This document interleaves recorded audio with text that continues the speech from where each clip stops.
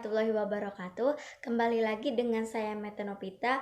Oke, video kali ini akan membahas tentang mengenal lebih dekat teknologi informasi email.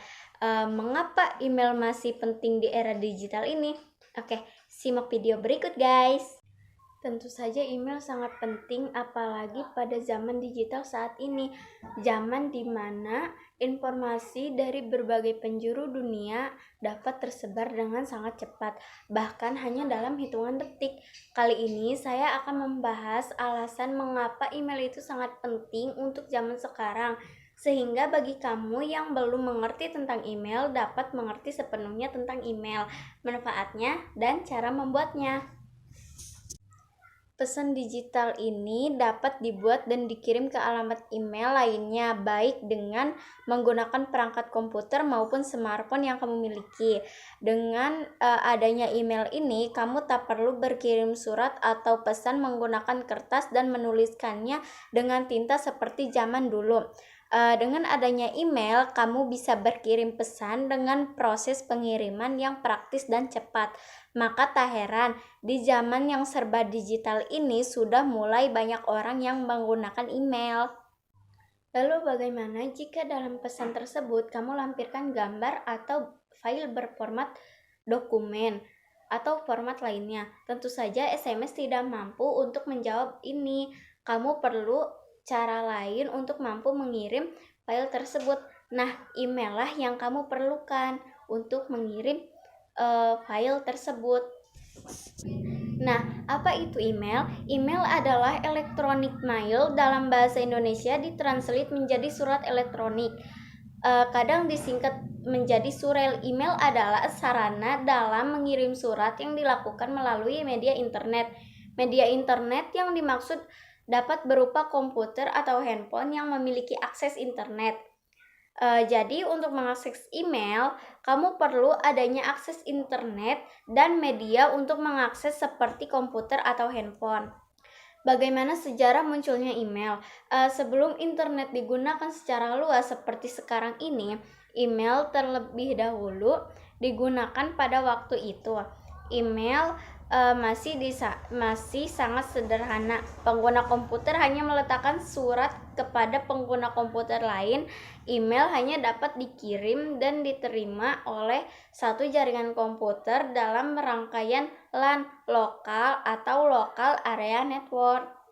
Manfaat email diantaranya yaitu sebagai sarana berkirim surat melalui internet dengan kemampuan melampirkan dokumen dalam bentuk file, gambar, video, maupun audio.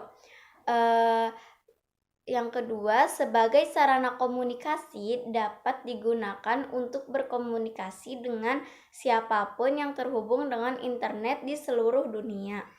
Yang ketiga, dapat mengirim surat sekaligus ke beberapa tujuan dalam waktu cepat dengan biaya murah. 4.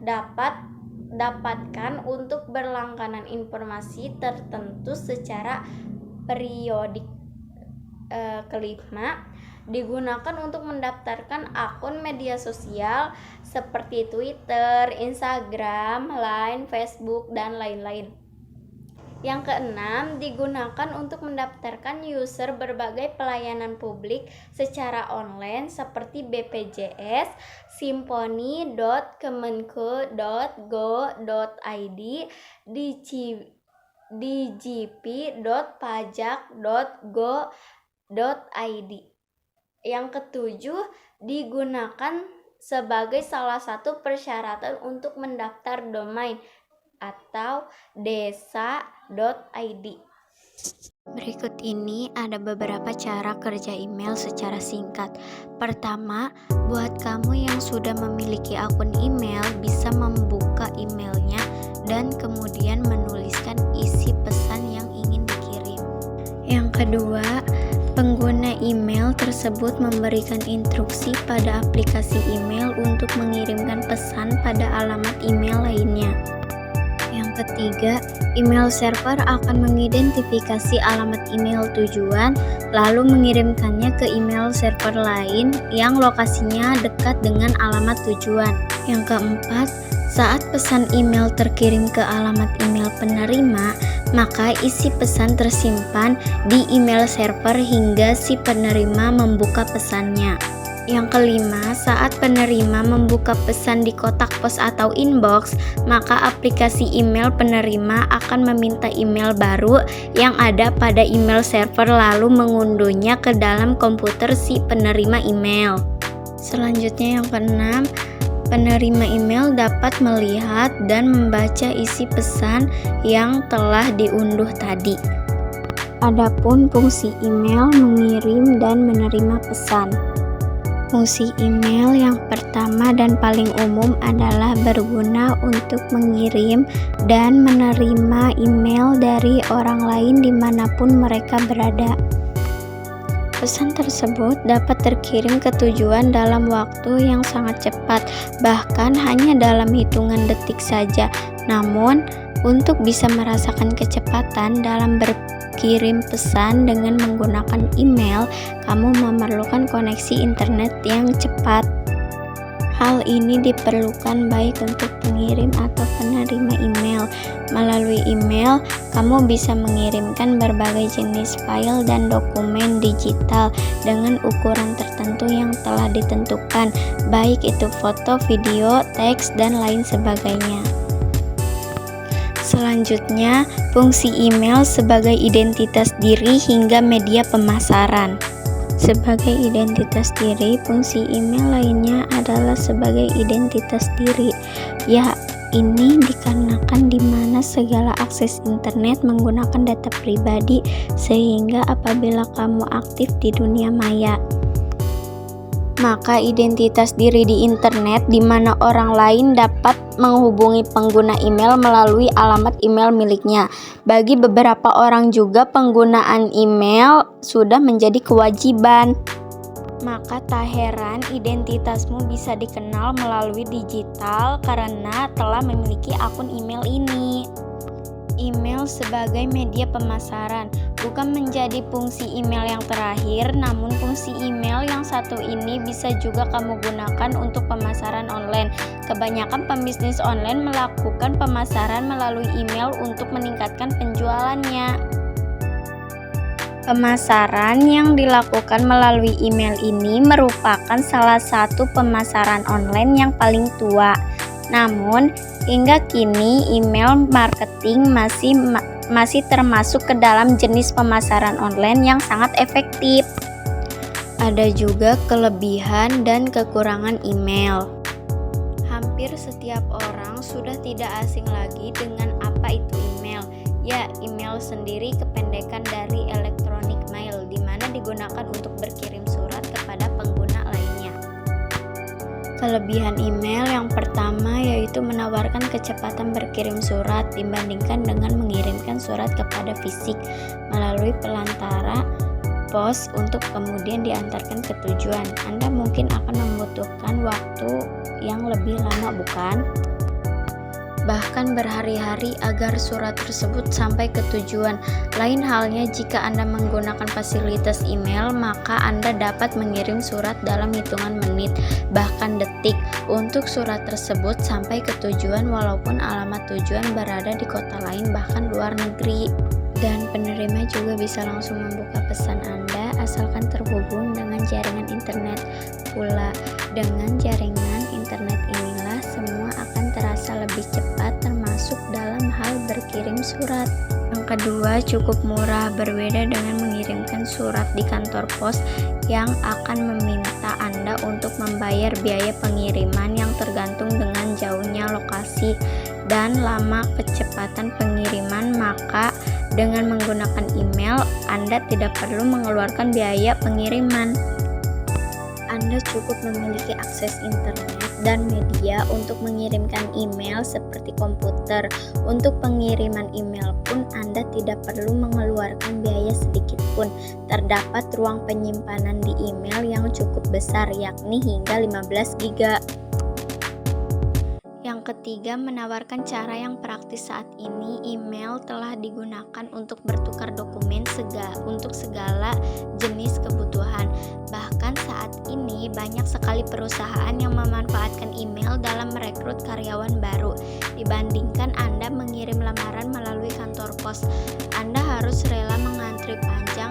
bahkan Anda pun harus memilih juga jenis kecepatan pengiriman dan mengeluarkan uang.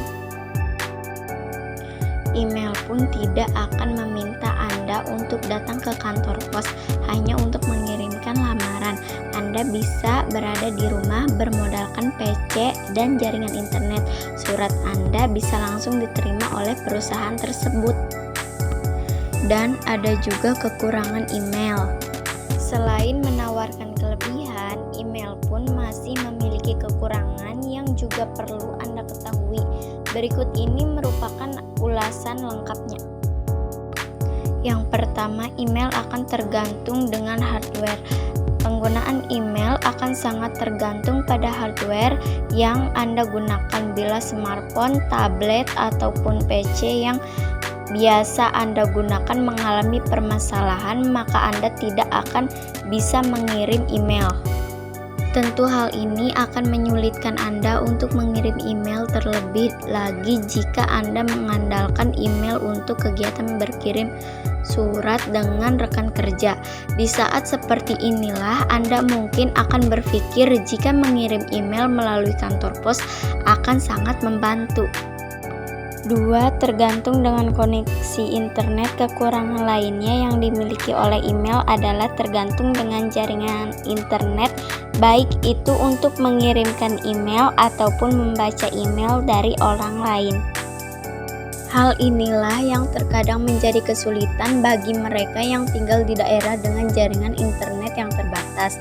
Dengan terbatasnya jaringan internet ini, tentu dalam hal mengirim surat akan lama diproses oleh server, hingga pihak penerima akan mengeluhkan keterlambatan surat.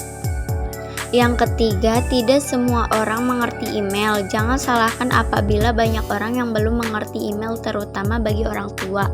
Hal ini karena terbatasnya pengetahuan mereka tentang teknologi terkini. Oleh sebab itu, tak jarang sebuah perusahaan akan mengutamakan pengiriman surat berbentuk fisik kepada para karyawannya, karena mengingat tidak semua orang bisa menggunakan email. Adapun email untuk marketing, selain digunakan untuk berkirim email kepada klien atau rekan kerja, email ternyata bisa dimanfaatkan untuk sarana pemasaran bisnis Anda yang cukup menjanjikan. Cara pemasaran dengan memanfaatkan email biasanya dilakukan dengan cara mengirimkan email ke banyak alamat email yang telah melakukan langganan newsletter pada website bisnis Anda, ataupun dengan mengirimkan email ke beberapa target pasar yang telah disaring. Agar banyak orang yang berlangganan dengan surat yang Anda kirimkan, maka Anda harus memastikan bahwa website bisnis Anda berada di urutan pertama dalam mesin pencarian, sehingga akan memudahkan orang untuk mengetahui bisnis Anda. Berikut ini macam-macam email. Yang pertama, Gmail. Mungkin tidak mengherankan bahwa macam email terbaik seperti Gmail menjadi yang teratas dalam daftar ini untuk salah satu akun email gratis. Google yang memiliki nuansa modern dan menyenangkan, terintegrasi erat dengan layanan Google lainnya, dan cukup baik dalam memblokir spam. Yang kedua, Outlook Mail. Outlook Mail adalah layanan macam email terbaik dan gratis seperti Microsoft, seperti macam email terbaik Gmail. Outlook memiliki antarmuka yang solid yang mudah digunakan. Outlook menawarkan 15 GB penyimpanan gratis untuk setiap pengguna. Anda dapat menghubungkan Skype, PowerPoint, PayPal, dan bahkan tergantung dengan koneksi perangkat lunak seperti Trello. Outlook juga terintegrasi dengan sejumlah aplikasi komunikasi populer lainnya. Yang ketiga, Yahoo Mail. Macam email terbaik seperti Yahoo Mail mungkin adalah layanan email terbaik dalam hal identitas alternatif atau alias Anda juga dapat membuat hingga 500 alamat sekali pakai yang terhubung dengan alamat email utama, tetapi tidak mengandung namamu atau data pribadi lainnya. Yang keempat yaitu AwalMail. AwalMail adalah opsi macam email terbaik gratis lainnya. Amerika Online atau AWL merupakan salah satu penyebab internet dial-up paling populer di dunia. AWL memiliki sesuatu di atas Gmail, yaitu penyimpanan tidak terbatas. Yang kelima yaitu ProtonMail. Perbedaan utama antara macam email terbaik seperti ProtonMail dan layanan email lainnya adalah layanan ini berpusat pada enkripsi. Artinya Anda dapat mengirim email tanpa rasa takut bahwa orang-orang di ProtonMail atau siapapun selain penerima dapat membaca pesan tersebut. Jika Anda memilih untuk mengenkripsi pesan, Anda dapat mengatur waktu kadaluarsa sehingga pesan tersebut dihancurkan dan tidak dapat dibaca setelah durasi yang Anda tentukan. Macam email terbaik seperti ProtonMail juga berfungsi dari perangkat seluler. Yang keenam, mail.com. Perbedaan utama antara macam email terbaik seperti mail.com dan penyedia lain dalam daftar ini adalah Anda dapat memilih di antara lebih dari 200 domain gratis menggunakan email ini. Anda bebas memilih domain email yang tersedia. Domain email dikategorikan ke dalam beberapa bagian sehingga mudah ditemukan untuk berhubungan dengan pekerjaan, hobi, teknologi, dan musik tertentu. Ini menjadi macam email terbaik seperti mail.com sebagai penyedia layanan email gratis yang unik. Yang ketujuh, PepiPost. PepiPost adalah salah satu layanan email yang menggunakan email API dan SMTP relay sehingga cocok untuk layanan transaksi email, email delivery service, bulk, dan email sending service. Yang 8, Zoho. Zoho adalah layanan email yang cocok untuk bisnis skala kecil karena beberapa fitur yang menarik. Namun kekurangan macam email terbaik seperti Zoho adalah tidak bisa mengimpor kontak dari media sosial dan terbatas untuk digunakan 5 akun jika menggunakan versi gratis. GMX-Mail. GMX adalah layanan email gratis yang keunggulan utamanya adalah soal sharing. Sayangnya, macam email terbaik seperti GMX-Mail tidak dilengkapi dengan autentikasi 2 faktor. Jadi, file yang Anda bagi masih cukup rentan untuk diakses dari perangkat tidak dikenal. Berikut cara membuat akun Gmail di laptop. Cara pertama yaitu buka halaman Gmail di akun .google.com, kemudian pilih buat akun untuk memulai proses pembuatan akun Gmail.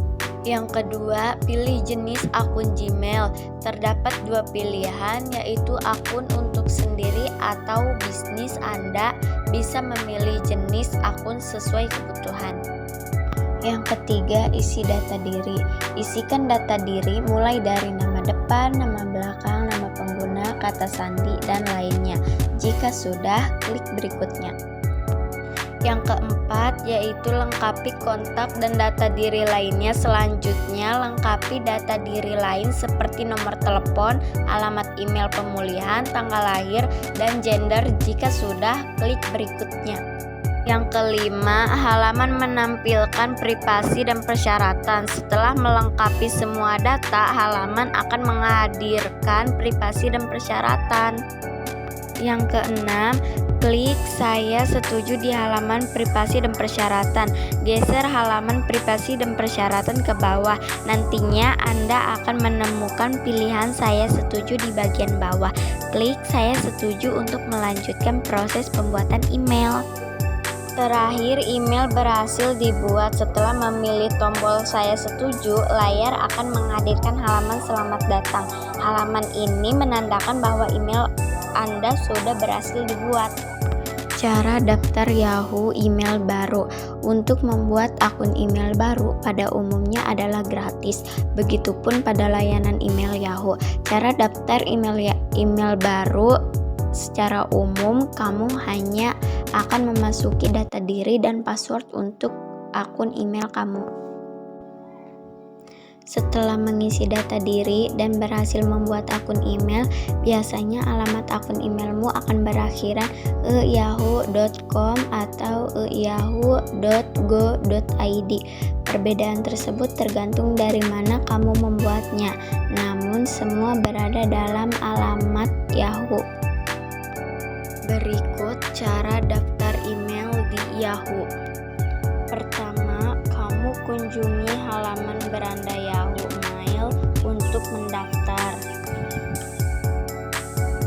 Yang kedua, klik email, dan ketiga, kemudian pilih dan klik daftar atau sign up kalau kamu adalah pengguna email baru. Yang keempat, kamu akan diarahkan ke halaman formulir pendaftaran akun Yahoo Mail. Isi kolom-kolom yang disediakan dengan memasukkan data diri kamu. Langkah pertama, kolom first name dan last name. Isi dengan nama depan dan nama belakang kamu. Lalu kolom email address, isi dengan nama pengguna yang juga sekaligus menjadi alamat email kamu. Lalu masukkan password kamu. Usahakan pilih password yang mudah diingat dan cukup kuat. Lalu mobile phone number, masukkan nomor ponsel kamu yang masih aktif. Lalu birth month, day and year, itu masukkan tanggal, bulan, dan tahun kelahiran kamu. Lalu yang terakhir, pilih gender, yaitu jenis kelamin kamu. Yang kelima, klik selanjutnya atau continue. Yang keenam adalah langkah verifikasi. Di sini kamu akan diminta untuk mengecek kembali nomor telepon yang tadi telah kamu isi di bagian data diri. Yang ketujuh, jika sudah benar dan yakin, klik tombol text me and account can. Yang nomor 8, kamu akan mendapatkan PIN di SMS kamu dan masukkan PIN tersebut untuk bisa ke langkah selanjutnya. 9. Jika sudah, kamu akan melihat halaman selamat atau congratulations di layar monitor. Ini berarti kamu sudah berhasil mendaftar akun Yahoo email baru. Selanjutnya, klik mari kita mulai atau let's get started. Cara membuat email di HP Android. Untuk daftar email baru, buka aplikasi Gmail, klik lewati kalau ada layar awal, pilih tambahkan alamat email, lalu pilih Google karena Anda akan membuat akun Gmail. Klik buat akun, lalu tentukan untuk siapa Anda membuat Gmail. Kalau sendiri pribadi, pilih untuk diri sendiri. Anda kemudian akan diminta mengisi nama depan dan nama belakang. Lalu klik berikutnya, isi tanggal lahir dan gender, dan klik berikutnya lagi. Dan di layar berikutnya, Anda akan diminta untuk memilih username dari saran yang diberikan atau tentukan alamat email Anda sendiri. Kalau tidak ingin membuat username dan lebih memilih untuk login menggunakan nomor ponsel, klik gunakan seluler, lalu isikan nomor telepon Anda. Setelah itu, klik berikutnya. Anda akan diminta membuat sandi berisi huruf, angka, dan simbol. Secara default, sandi akan ditampilkan pada langkah ini, jadi pastikan Anda berada di tempat yang aman. Pada langkah selanjutnya, Anda akan diminta untuk menambahkan nomor telepon.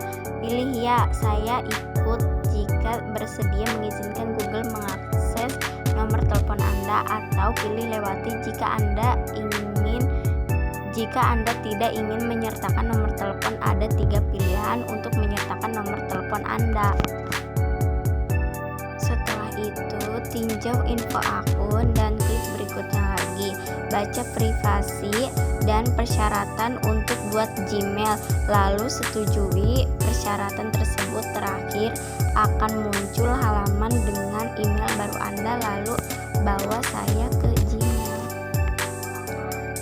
Dan selesai. Setelah ini Anda pun bisa mulai menulis dan mengirimkan pesan menggunakan alamat email baru Anda.